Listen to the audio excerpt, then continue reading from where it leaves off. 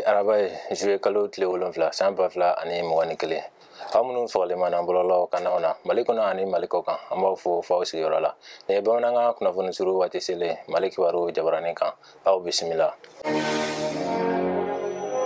Mali Frandela fanga jamana kuntigi kolonel Asimi Goita sera Moti tarata don juillet kalo tile 6 san 2021 ka balo dɛsɛ kɛlɛli campagne baaraw kurumukari hakilila in bolo dalen don balo tonne 43 dili kama dɛsɛbaatɔ miliyɔn 1 ni tilama. Pɛnkɛra balo dɛsɛ kɛlɛli fɛɛrɛ tigɛlenw kan baloko jɛkulu ka lajɛ 17nan senfɛ a musaka bɛ se sefa wari miliyari 23 ma. Kɛlɛ ye balo dɛsɛ lase an balima minnu ma san 2012 ni bi cɛ a kun ye k'olu bolomagɛn dumuni ko la.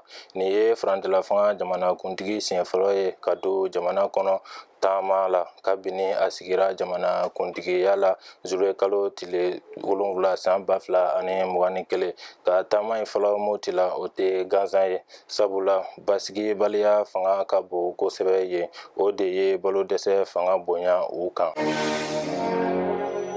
Mali kunnafoni ko tɔgɔla so ɲɛmɔgɔba Banjugu Dante ye laseli sɛbɛn dɔ bolonɔbila kunu tarata juillet kalo tile 6 san 2021 k'a jira ko nisɔndiyara ni jamana kuntigi kɔrɔ Ibrahim Boubacar Keita denkɛ Karim Keita ɲinini ye diɲɛ kiiriko tigilamɔgɔw fɛ k'a minɛ.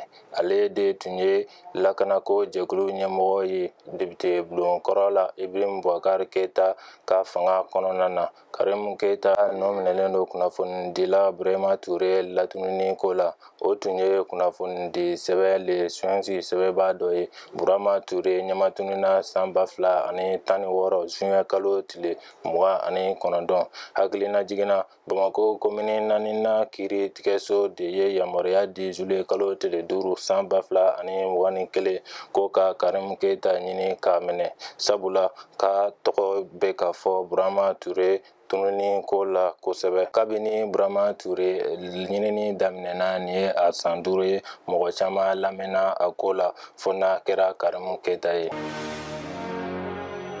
Nin de bɛ an ka bi kunnafoniw kuncɛ an bɛ dugawu kɛ Ala ka bɛn ni lafiya sabati jamana kɔnɔ aw k'an bɛn wagati wɛrɛ la nin kɛnɛ kelen kan.